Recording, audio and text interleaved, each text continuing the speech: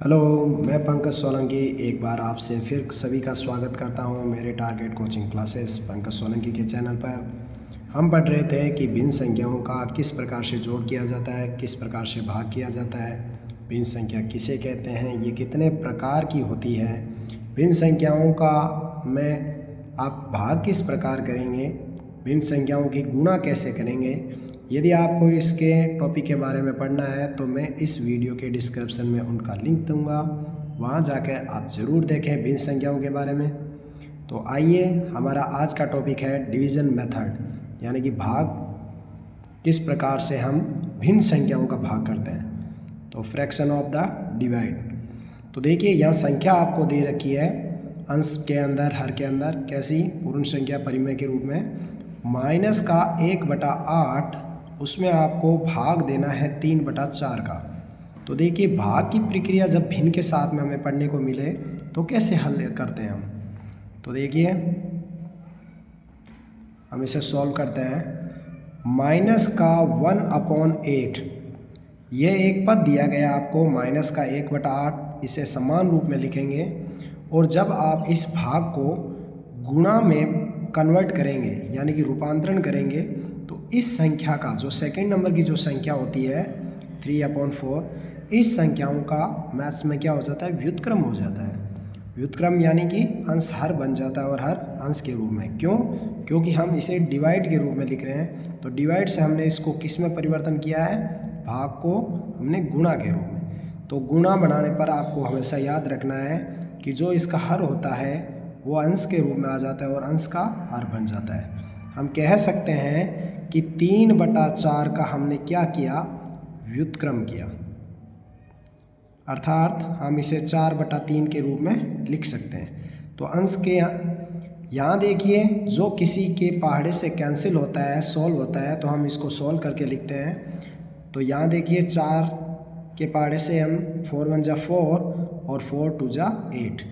यदि कोई कैंसिल होता है तो हम उसे कैंसिल करेंगे, वरना हम इसे समान रूप में वापस लिखेंगे।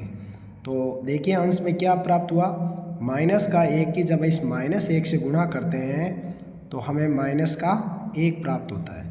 और 2 की इस 3 से मल्टीप्लाई करते हैं तो 2 3 जा 6, यानी कि 2 3 6 होता है। तो इस प्रकार से हमें यह भाग प्रक्रिया सीखते हैं, यानी कि आसानी से हम साधारण रूप से हम इसके बारे में उत्तर प्राप्त कर लेते हैं। आइए नेक्स्ट सवाल को पढ़ते हैं। यहाँ दिया गया है आपको माइनस का 4/5, फिर आपको भाग का चिन्ह और ब्रैकेट के अंदर नेगेटिव यानी कि ऋणात्मक रूप में आपको 3 लिखा है।